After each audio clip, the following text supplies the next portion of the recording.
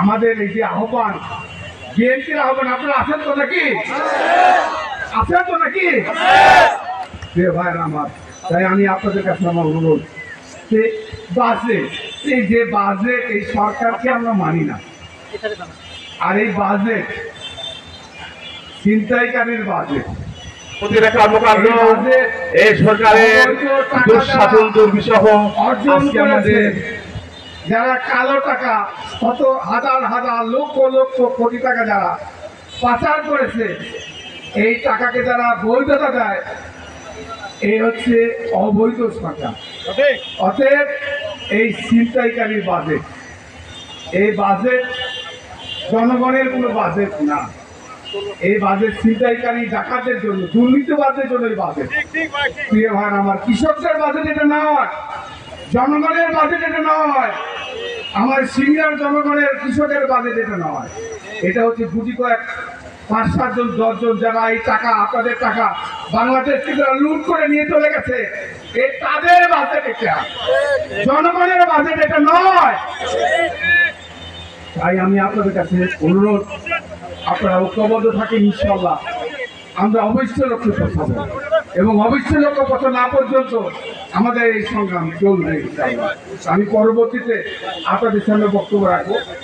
করতেছিল সাংবাদিকরা বাজেটের উপরে কিছু বলেন। আরে বাজেটের উপর কি বলবো? বর্তমান সরকারই তো আমরা মানি না। এই সরকার কি বৈধ সরকার আপনারা বলেন? এখানে কি বিএনপির কোনো পার্টি ছিল বলেন গত ভোটে? নির্বাচনটা কি হয়েছে? দামি নির্বাচন।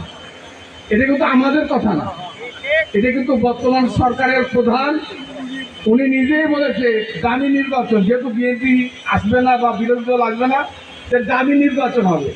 উনি নিজেই বলেছেন দামি নির্বাচন। যে দামি নির্বাচনে আওয়ামী লীগের মনোনীত প্রার্থীরা জয়লাভ করতে পারে না, সে কোনো নির্বাচন বলেন আপনারা? না, নিজের দলের প্রার্থীদের কাছে কিন্তু হেরে যায়। যে দল থেকে, যে দল ক্ষমতা আছে, সে ক্ষমতার চীন দলের যারা বিরোধী দল থেকে স্বতন্ত্র দাঁড়িয়েছে, আমার জেলা তো আমি যেটুকু দেখেছি 4টার মধ্যে 4টাই আল্লাহর রহমতে হেরে গেছে, যেটাকে আমি জানি। এটা কোনো ভোট হলো বলেন আপনারা? সেই ভোট করার কোনো দরকার আছে? আজকে এই ভোটের বাজেট সম্বন্ধে কি বলবো আপনারা বলেন? আমরা তো মনে করি যে এই সরকারই তো অবৈধ, এই সরকারই তো অনিয়মতান্ত্রিক এবং অগণতান্ত্রিকভাবে আজকে তারা ক্ষমতা আছে। আজকে তারা আবার দেখলাম, পত্রিকা দেখলাম, কি কালো টাকা সাদা করার কথা লিখেছে। এখন আপনি যদি এখন একটা মানুষের মাথার মধ্যে বাড়ি দিয়ে তার কাছ থেকে 50 লাখ টাকা নিয়ে ব্যাংকে গিয়ে বললেন এই টাকা সাদা করব, আমি 15% দিয়ে আমি সাদা করব, তাহলে কি হবে? ওই টাকা বৈধ হয়ে যাবে। তাহলে আপনার মাথার বাড়ি দিয়ে আমি ছিনতাই করে টাকা নিয়ে গেলাম, ছিনতাই করে টাকা নিয়ে গিয়ে আমরা ব্যাংকে কি বলে সরকারকে বললাম এই টাকা সাদা করে দেন, অর্থাৎ 15%, এর আগে ছিল 10%, এবার 15% ওরা করতে দেখলাম, 15%। অর্থাৎ এখন যদি এই ধরনের এই সিঙ্গার কোনো একজন সন্ত্রাসী একজন ব্যবসায়ীর কাছ থেকে 50 লাখ টাকা লুট করলো, ছিনতাই করলো, ছিনতাই করে ওই টাকা দিয়ে, যেহেতু সরকার বলেছে 15% টাকা সরকারকে দিলে তারা বৈধতা দিয়ে দেবে, আমি সাংবাদিক ভাইদের মাধ্যমে আমি জিজ্ঞাসা করতে চাই, তাহলে একজন ছিনতাইকারী, একজন সন্ত্রাসী, একজন ক্রিমিনাল, একজন মানুষ ব্যবসায়ীর কাছ থেকে টাকা ছিনতাই করে নিয়ে ওই টাকা দিয়ে ব্যাংকে বা সরকারকে বলল যে আমার এই টাকা 15% নিয়ে আমাকে বৈধতা দেন, বৈধতার কাগজ দেন, তাহলে কি এটা এই টাকা বৈধ হয়ে গেল না বলেন আপনারা? আজকে সরকার, আজকে বাংলাদেশের এই যে লক্ষ লক্ষ কোটি টাকা ব্যাংক লুট, স্বাধীনতার পরে আপনারা অনেক লুট শুনেছেন, অনেক কিছু গোপন, অনেক কথাই আপনারা শুনেছেন। এবার আপনারা বারবার শুনতে পাচ্ছেন এই সরকার আসার পর থেকে ব্যাংক নাই, ব্যাংক লুট। মানে দেশ কোন পর্যায়ে চলে গেছে। আজকে ব্যাংকের সমস্ত টাকা লুটপাট করে তারা সমস্ত টাকা বিদেশে চলে গেছে।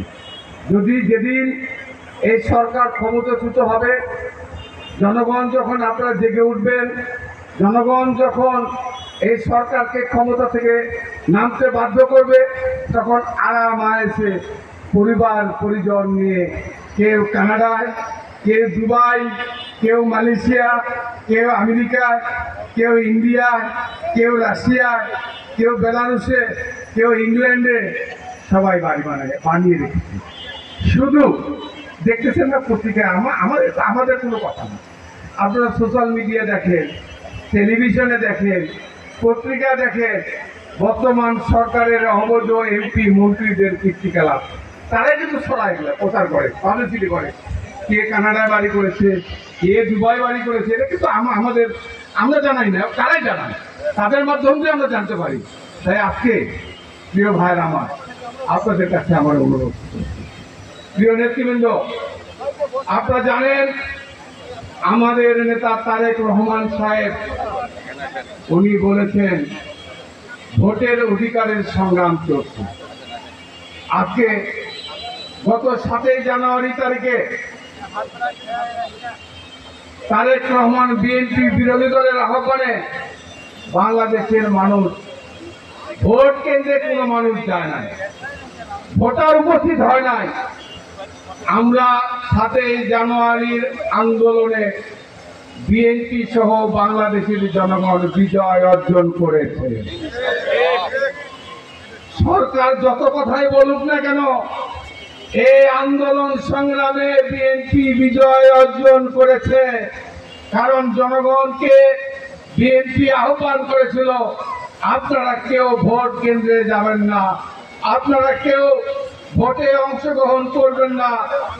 এই নাটোরের জনগণ, বাংলাদেশের জনগণ ভোটে অংশগ্রহণ করে নাই, বাংলাদেশের জনগণ ভোট কেন্দ্রে যায় নাই, বাংলাদেশের জনগণ ওই ড্যামি নির্বাচনে ড্যামি প্রার্থীদেরকে ভোট দেয় নাই।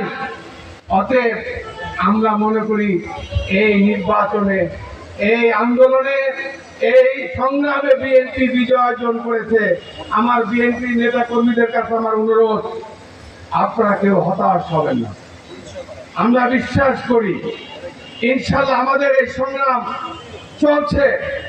ভোটের অধিকারের যে সংগ্রাম, মানুষের কথা বলার অধিকারের যে সংগ্রাম, গণতন্ত্রের যে সংগ্রাম, ভোটের অধিকারের যে সংগ্রাম, এই সংগ্রাম চলছে যতক্ষণ পর্যন্ত এই সরকার ক্ষমতা থাকবে, যতক্ষণ পর্যন্ত এই বিএনপির আন্দোলন, এই ভোটের অধিকারের আন্দোলন, ভোটের অধিকারের আন্দোলন, মানুষের কথা বলার অধিকারের আন্দোলন, এটা চলছে, চলবে। যতক্ষণ পর্যন্ত সরকার পদত্যাগ না করবে ততক্ষণ পর্যন্ত এই আন্দোলন চলবে, চলবে।